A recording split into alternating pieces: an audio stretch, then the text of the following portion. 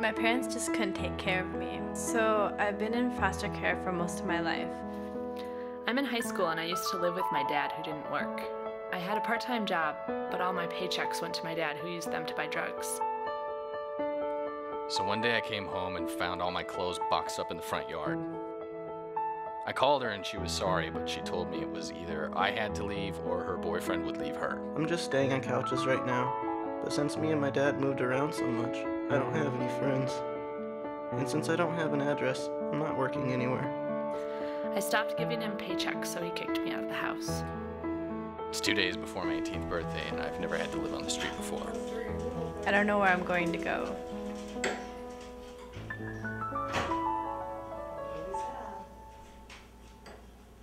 I was the second oldest of 7 kids, growing up in a middle-class suburban neighborhood.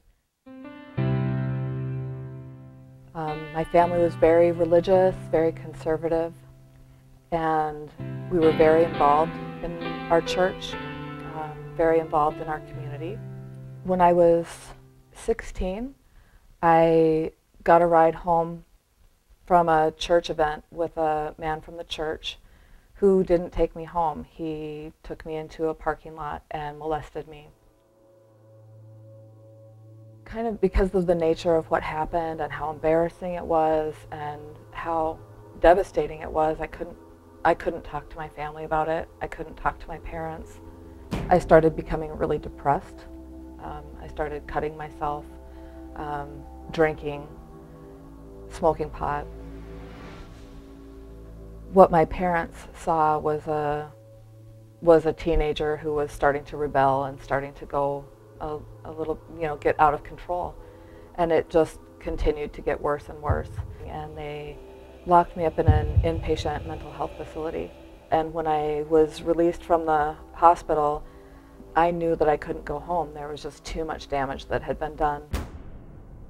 I was very angry. I was angry at God, and I was angry at my family, and I was pretty angry at the whole world, that this had happened to me when I was a really good girl.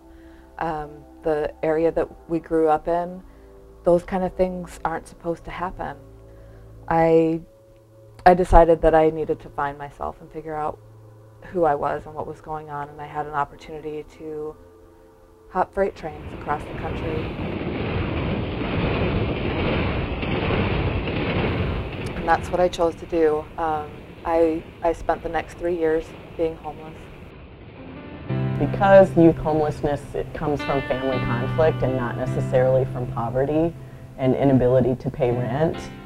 Kids come from everywhere. Right after I left the mental ward, that was actually in Minneapolis, and I never went back out to the suburbs. There weren't any resources available out there. If the family conflict gets to a place where they need to leave or they're asked to leave, then they'll do that, staying with friends. I think in rural areas and suburban areas, kids end up sleeping in cars. Understand that it does exist out there too, and it's not just a problem that we have here in our cities. We see kids who may not find something to help them in their own community come here to the cities seeking services. Those youth are really vulnerable. And it was a very dangerous, very terrifying time for me, having grown up in a very sheltered, very conservative background. During my stay in different squats, I had to fight off cold and hunger and people who were trying to exploit me and take advantage of the situation. And there's a lot of dangerous, scary people that are out there. I think transportation is a huge barrier in rural communities. If you live in Bemidji and you find a job, you might not, have a way to get to that job unless you buy a car. And then just lack of resources. I mean, here in the metro area, we have 2 drop-in centers, we have a youth-oriented food shelf, there's lots of programs. Now that doesn't mean that we take care of the entire need, because we still have waiting lists that are 15, 20 people long in our longer term programs, and we're still turning 2 to 11 referrals a night away from our shelter because there isn't enough space, but we do have a lot more going on than the rural areas. More of the homeless youth that are out there are the ones who are serving you at Burger King and working at the McDonald's. They're sort of the invisible homeless, you know, because, you know, they are teenagers and they are young adults and they want to blend in and they don't want to have the stigma of being homeless. So I tell folks sometimes, do you shop at the Mall of America? Have you ever bought a pair of shoes at Foot Locker? It's pretty highly likely that the young person who checked you out might be living in a shelter. You won't look at them and know that they're homeless. They try very hard to hide the fact that they're homeless. They're staying on people's couches. They're staying in people's basements. They're having a week here and a week there of being at different people's houses so that they are very under the radar. Even in Minneapolis, even in a big city, they've all been pushed underground where you don't necessarily walk around and see populations of homeless youth. I think that people would be very surprised and shocked to learn how many homeless youth there are out on the streets on any given night. When all the shelter beds are full and it's cold, they will give kids enough bus tokens to ride the buses all night long because it's lit and it's warm and it's public, so it's safer than, you know, any place else outdoors. That's where we've fallen as a society, is that our kids have to ride buses all night to stay warm.